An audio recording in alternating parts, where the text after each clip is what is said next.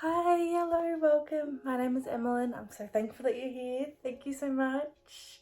Now, today I want to tell you about my very ambitious list of books that I'd like to read before the end of 2022 / books that I want to read in December.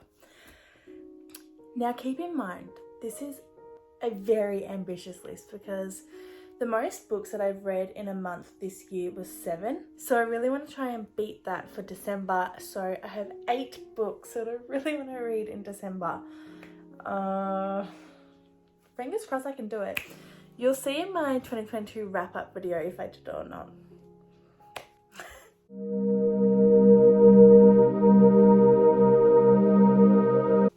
So firstly, I've already finished this first book, but I'm including it because this is my December reading month. And that is My Year of Rest and Relaxation. I finished it. Oh, it was so good. It was so good. I gave it 5 stars. It was incredible. So if you didn't see my other video, it's pretty much just about a very privileged girl who's living in New York City from her parents' inheritance, and she's pretty much so depressed that she wants to take sleeping pills for a whole year and just sleep. And first of all, I think that's iconic. Second of all, I think everyone wishes they could do that. And third of all, this is such an incredible book that it's literally in my top 5 books of ever. Yeah, My Rest and Relaxation by Ottessa Moshfegh. Incredible.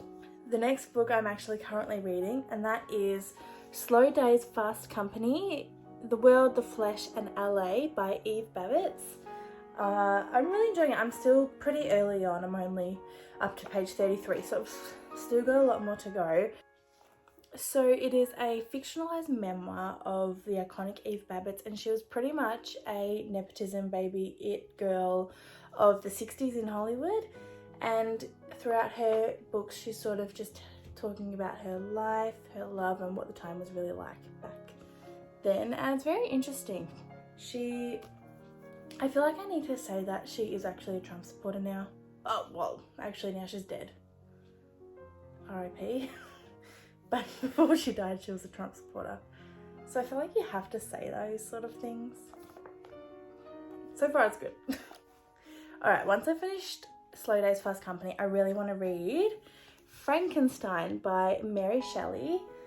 I've heard a few good things about this and I'm really excited to read it. I'm excited to read a classic as well. Also, can we just talk about how I found this at the Salvos for $3? Incredible. Alright, let me just read the blurb for you.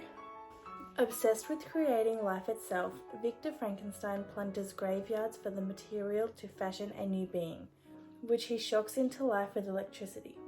But his botched creature, rejected by Frankenstein and denied human companionship, sets out to destroy his maker and all that he holds dear. Mary Shelley's chilling gothic tale was conceived when she was only 18, living with her lover Percy Shelley, near Byron's villa on Lake Geneva. Is that how you say that? I'm not sure.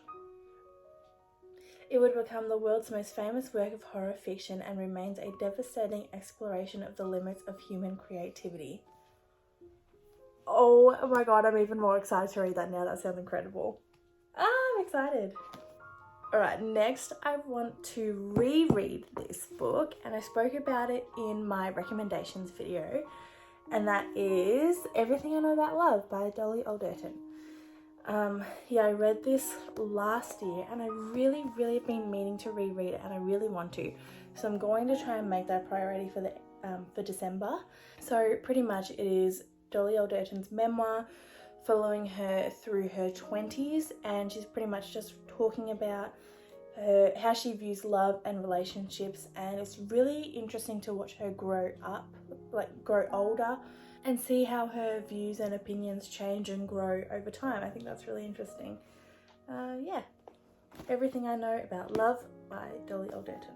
Another book that I really want to read before the end of the year is The White Album by Joan Didion.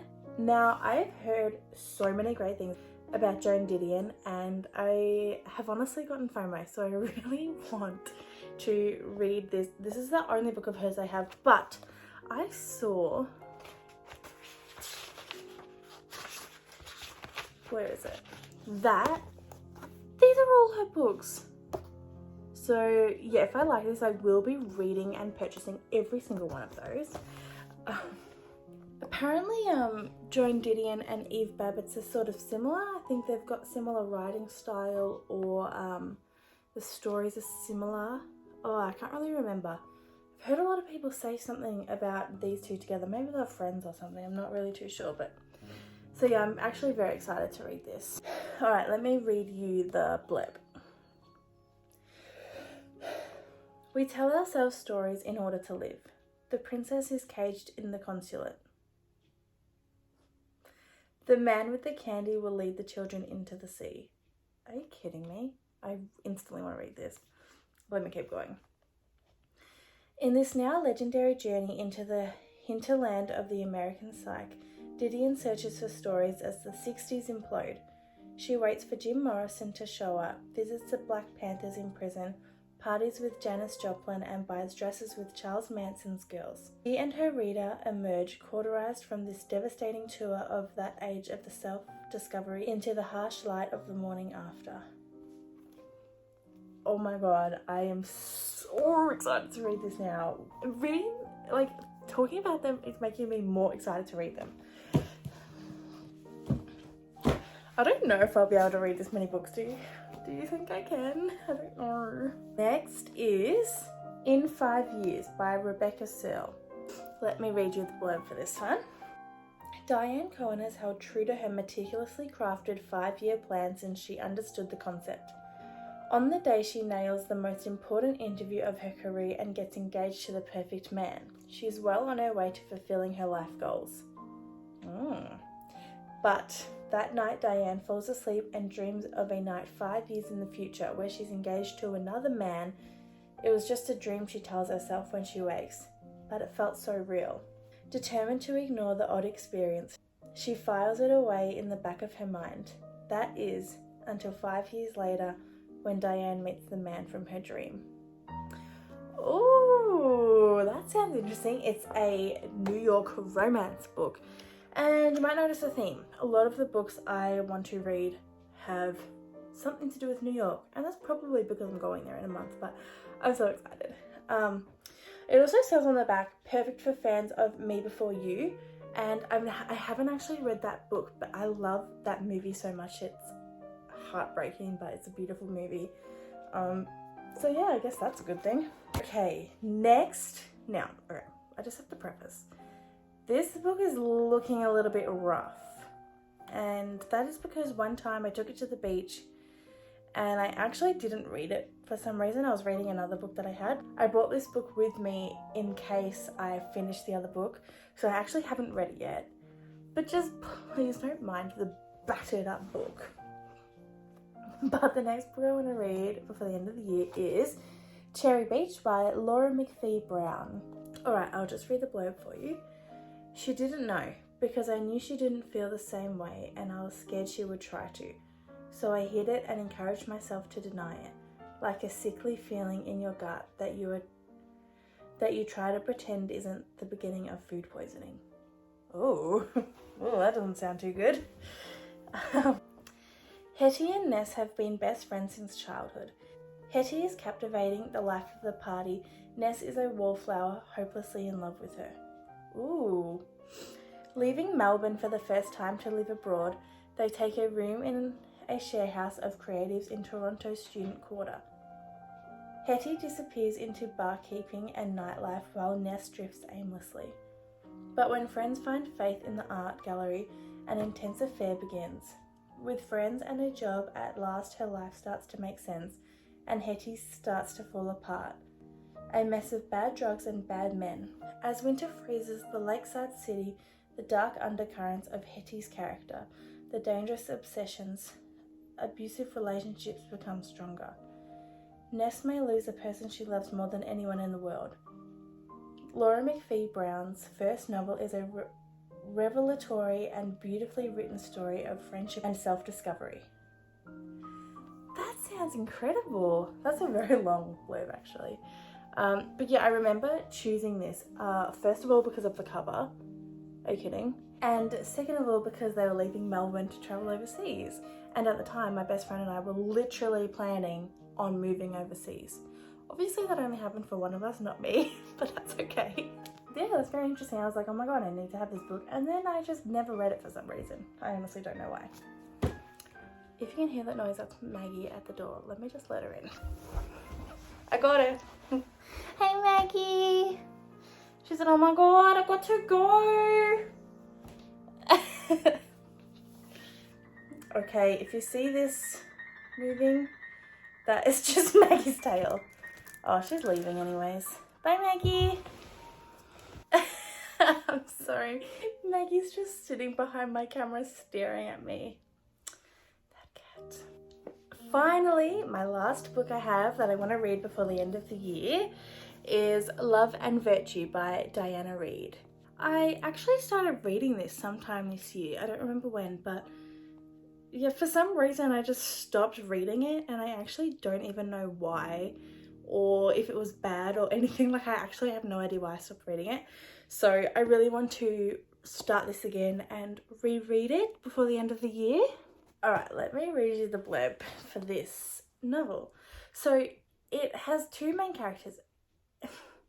Now, their names are Michaela and Eve, but I am so stupid that I read it as Michaela, like Michaela. No, I read it as a Michaela. It's spelled like Michaela, and honestly, that's the hardest thing about reading books. You will make up the pronunciation in your head and you won't actually know how to say it properly. So I just googled how to say it, and they told me it's actually Michaela, so that's kind of awkward. Anyways, let me read it.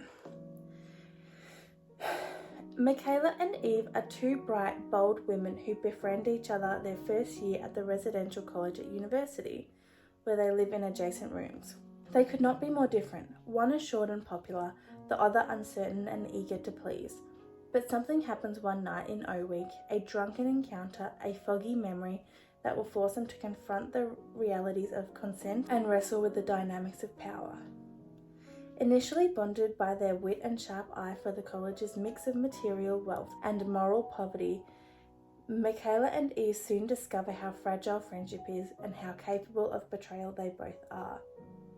Ooh, that sounds really interesting. There you go, that's my reading list for December. It's definitely a big one. We'll see how I go. I really hope I can finish all of them, that'd be great. Also, if you'd like to, you can follow me on Storygraph.